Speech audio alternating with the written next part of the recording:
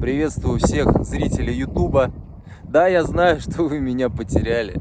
Вот, и я решил возобновить выкладку видео на YouTube, чтобы меня могли смотреть на большом экране, не только в Инстаграме. Вот, кстати, объяснять я не буду, что происходит. Просто посмотрите, зайдите на мой аккаунт, найдите мою страничку в Инстаграме, Никита Тинче.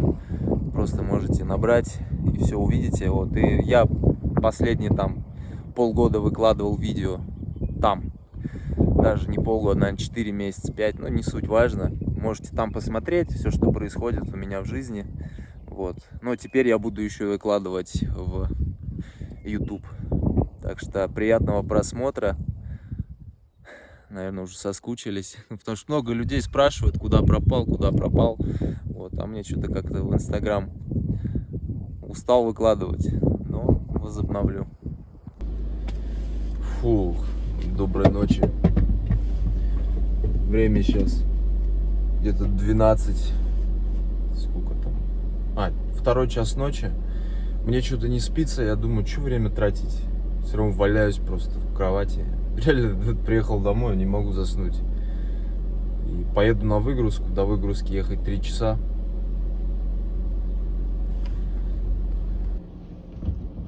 Ну что, поехали.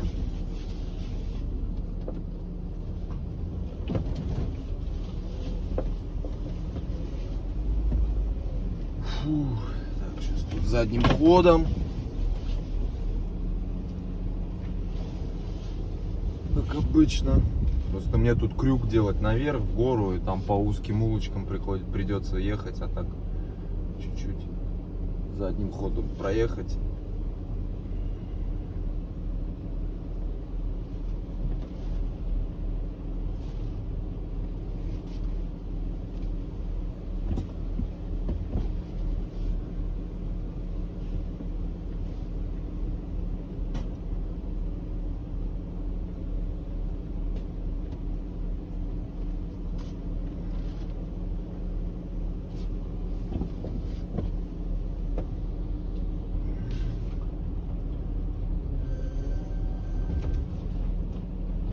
Так, и тут сразу спуск.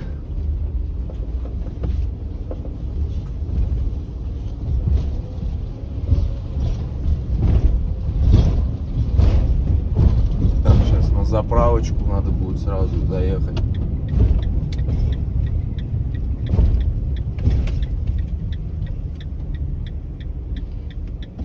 Кого?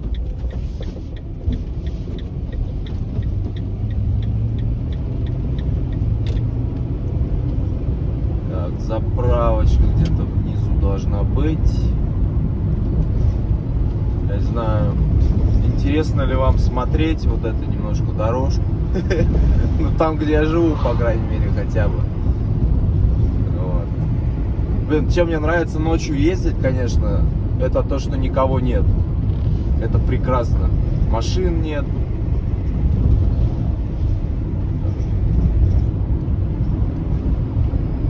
Но хочется спать. Но когда не хочется спать, то вообще в кайф. Вот сейчас, например, трафика нет, единичные машины. Вот. И, кстати, теперь я буду снимать в горизонтальном положении, не вертикальном. Вот. Потому что надо отходить тоже от вертикального. Так, вот заправочка.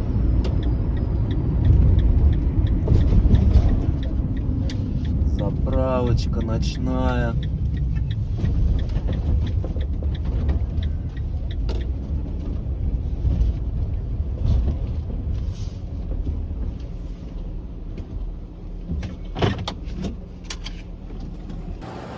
Довольно много людей мне сейчас до сих пор пишут, типа, куда ты пропал вообще. Ну, это в основном аудитория, кто с Ютуба. Вот, потому что я там просто перестал постить, перестал выкладывать видео, все. Вот последнее там марокканские видео и все. Вот, к сожалению, остальные, там наш перелет в США, там, по-моему, уже безвозвратно потерялись видеофайлы, к сожалению. Вот, и с этим проблема. Вот, и для людей я просто пропал. И не все сидят и не следят за мной в Инстаграме, вот, и поэтому я думаю, может, в Ютубе продолжить выкладывать видео. Не знаю.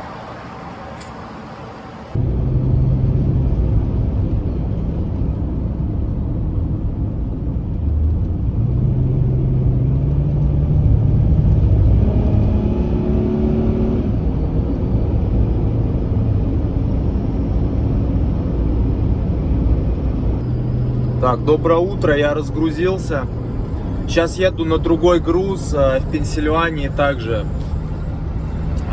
И груз на 2000 миль. И мне надо успевать до 12:00.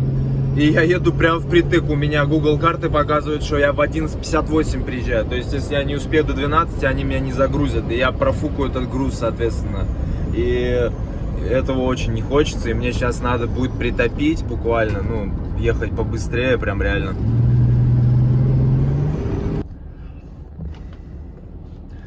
Ох, здесь лошадки пашут. Это Ланкастер. Потомки немецких христиан-иммигрантов. Круто. Посмотрите, интересная информация вот про этих амиши. Это вот они здесь живут, основная, главная община, вот это город Ланкастер. Они христиане, и они не признают ни телефонов, короче, современных удобств. Живут как вот 200 лет назад жили, вот, и ездят на каретах, не на машинах.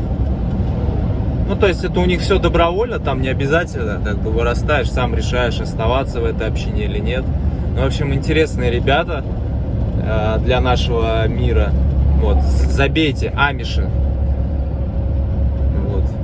Вот они пашут вот так конями. Здорово, конечно, что такие уголки остаются как бы старых вещей, ну, старого вот мира.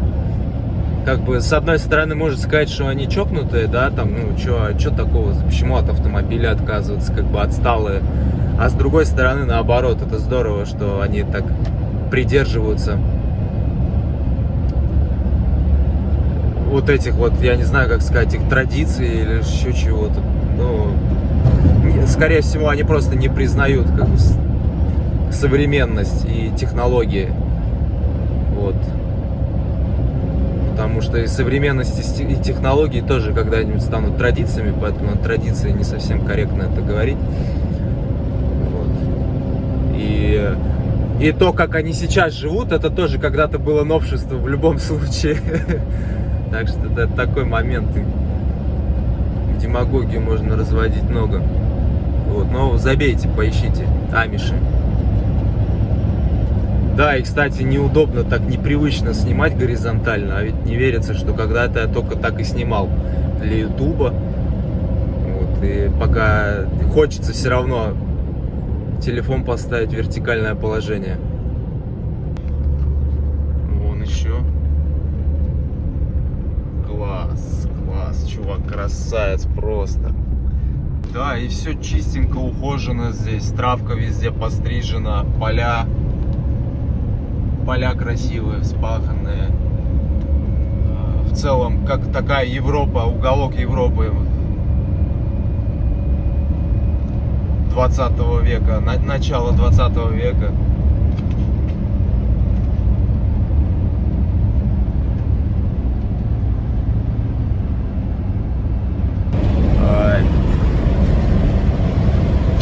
И, конечно же, запах силоса. Обожаю его. Не знаю, кому-то, наверное, не нравится и кажется противным, но я люблю запах силоса. Что-то такое родное, любимое в этом есть.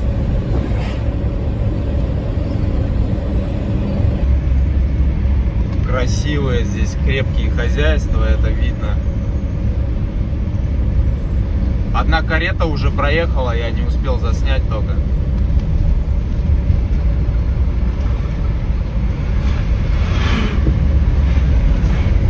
А вон женщина в платке, он идет.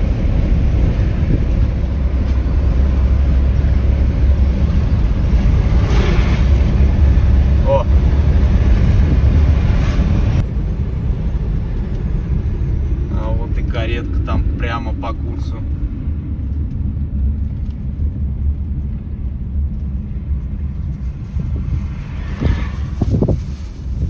Сейчас. Красавицы вон там едут.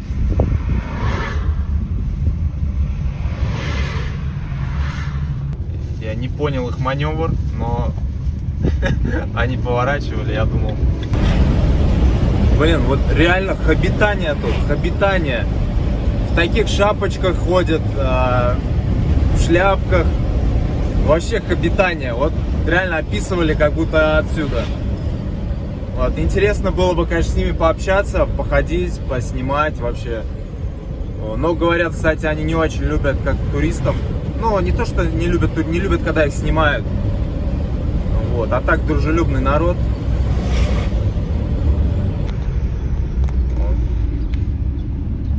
Вот красавица. С детишками.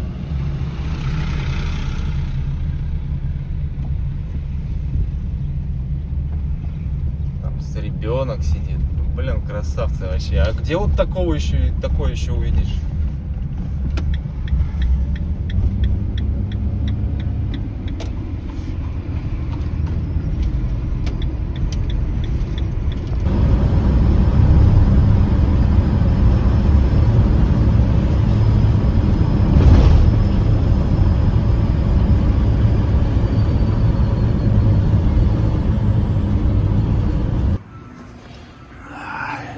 Приехал на загрузку, что-то никого нету. Кто нужен? Производство.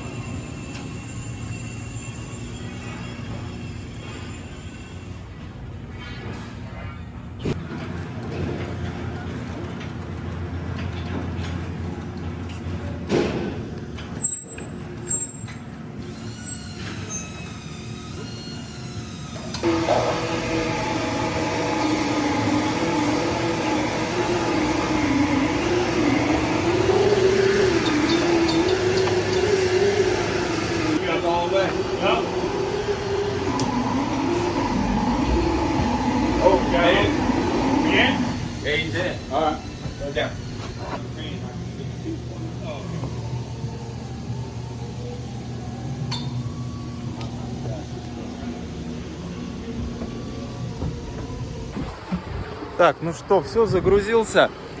Мне дорога предстоит 1880 километров. Ну, в общем, получается вместе с пустыми ровно 2000. Отлично, для меня будут новые штаты, наконец-то. Сейчас еду через Пенсильванию, Огайо, также на Чикаго, потом с Чикаго через Миннесоту, там Северная Дакота, по-моему, да, и Монтана. Так что, то есть Южная Дакота. Южная Дакота и Монтана для меня, то есть два новых штата, будет офигенно, наконец-то прям. Ух ты, что-то там 2 фуры притерлись.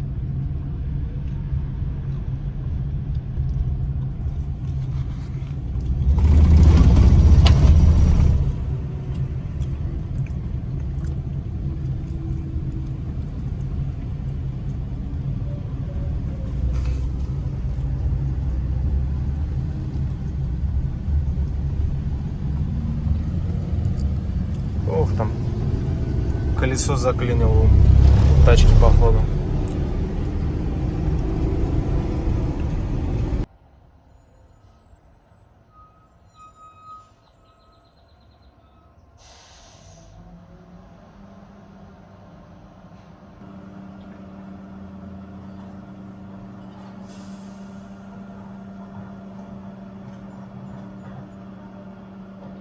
Чому холодно?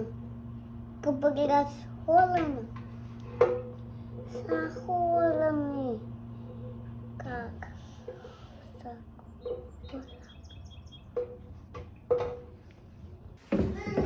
Аечка, все, я поехал. Постойте, постой. А чего? Не могу Ну, надо ехать. Тютики. Надо на работу ехать мне. Тютик. Тютики. Ая, пока. А, да, пока. Все, пока, Ая. Да, Пока. Закрывай дверь.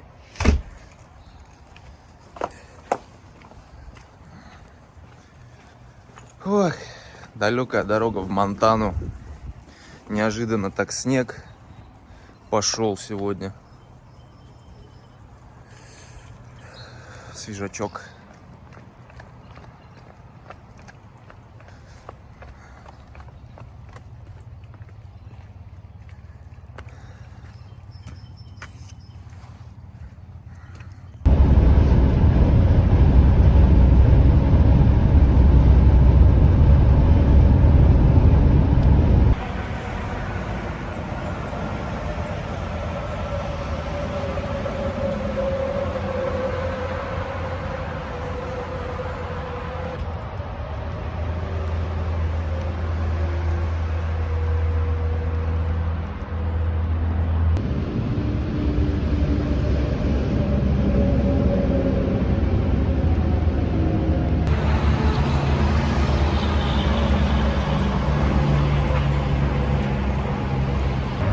Сейчас в лесу вообще замечательно. Встал он рядом с трассой. Снежочек. Снежок особо ценный, когда знаешь, что он растает буквально через пару часов. Небо голубое, снежок, лес. Что может быть круче?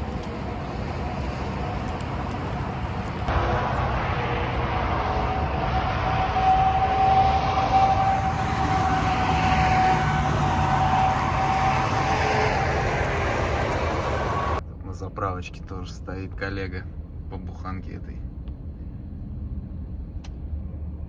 Правда, она в хорошем состоянии. Моя уже потрепанная. И пробег уже большой. И до меня она уже досталась потрепанная.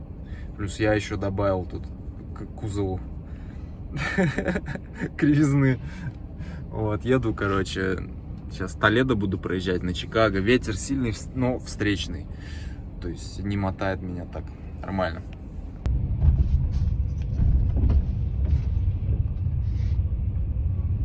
Ну ух ты, снежок-то попер.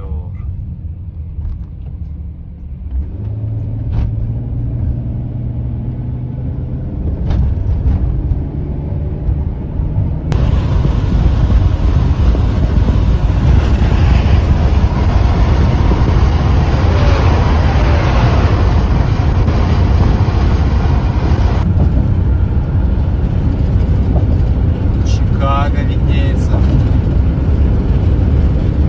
Даунтаун. Я его еще ни разу не видел. Справа Мичиган.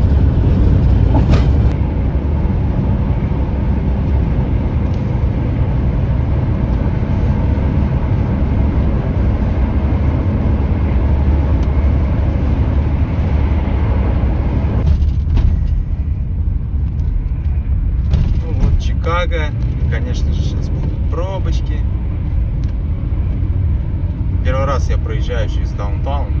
Ну, фактически его вижу. А то все по промзонам только ездил.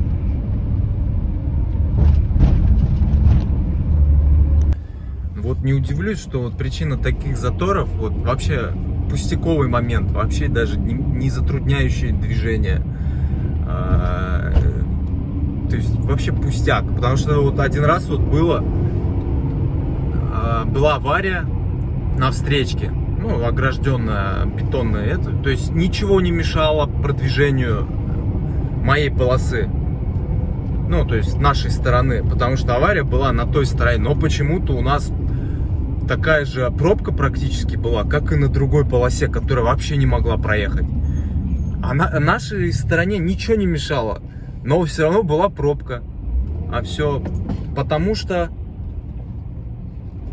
людям интересно, они притормаживали, фотографировали, снимали, скорее всего. То есть вообще идиотизм, да? Вот здесь я тоже не удивлюсь, если какая-нибудь такая же фигня. Я вот еду и смотрю, я не понимаю, как можно в таких городах жить. Я не знаю, что людей заставляет здесь жить, вот так вот стоять в пробках все время. Потому что, вот смотрю, у них всех покер-фейс, как привычно все к этому. Знаете, как будто неживые люди ощущения, какие-то лепреканты какие-нибудь, я не знаю. Ну, что заставляет людей здесь жить? Вот пробки. Я тут в Питтсбург, мне даже не нравится тем, что уже там в будний день, днем заехать, выехать, там какие-то пробки. Ну, не со всех направлений, но с некоторых точно. То есть пробочки. Здесь это постоянно, и даже причины для этого не нужны сильно. Просто много машин. И вот реально какие-то зомби все, зомбированные люди, ощущения. Может, я что-то не понимаю. Ну, естественно, я что-то не понимаю. Кому-то нравятся такие большие города, жить в них. Не знаю.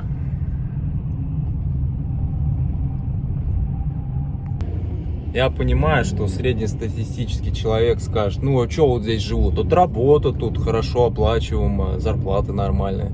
Все же в города вот за этим едут. Но я подумал для себя, что я лучше поеду в деревню, буду жить в деревне и плевать в потолок, чем вот это все терпеть.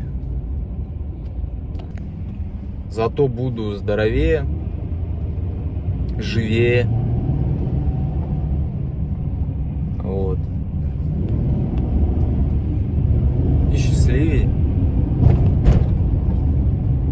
Потому что все болезни, все от нервов, от стрессов, от вот этих пробок по чуть-чуть накапливается, а потом бах, и все, сердечко не выдерживает, какое-нибудь кровоизлияние в мозг, и вся вот эта лабуда, короче. А плевание в потолок, что может произойти?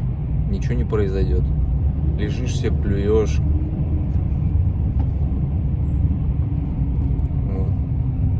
Бок отлежать можно только, и все. Ну, пока пробочки успею пока поесть. Как раз время терять не буду, потому что мне ехать еще 17 часов показывает. То есть, а время уже 5:04. По местному вот в Чикаго как раз поменялось резко, потому что Чикаго находится на границе прям своего штата, Иллинойс, и сразу на час назад становится по сравнению с нью-йоркским временем. Кстати, я для себя открытие сейчас сделал. Я вдумался, и в название репчатый лук оказывается, что там слово репка, а слово репчатый — репка. И я никогда об этом не задумывался. Я только сейчас, вот на 29-м году жизни, понял, что репчатый лук — это репка. Ну, репкообразный лук. Вот это, может, для вас тоже, для кого-то будет открытием. Я не знаю, вот хочу поделиться своими научными лингвистическими открытиями.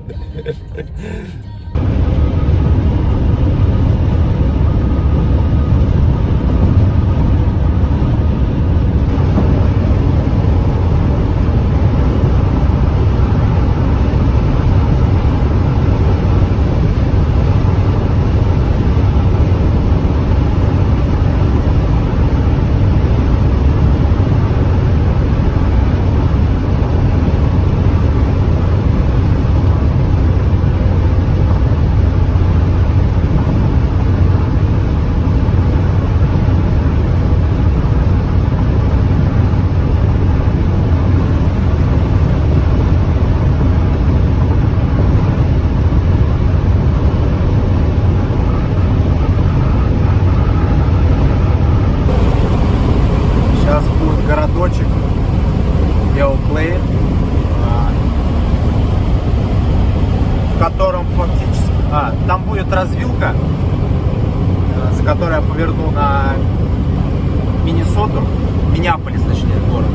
И это будет для меня начнется новая дорога, по которой я ни разу не ездил.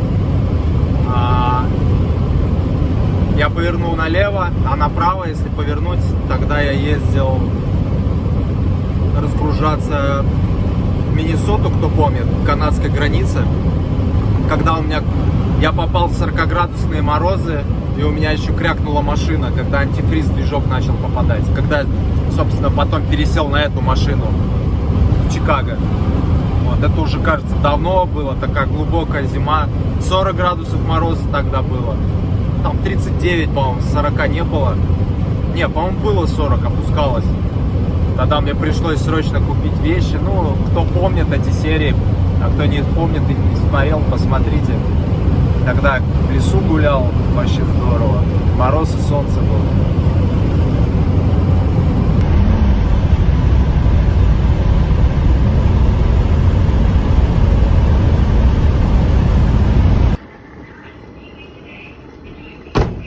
Заправочки. Тут, кстати, всякие мимосики показывают. Ну, рекламка. Всякие забавные видео. Пока ты заправляешься, можешь посмотреть.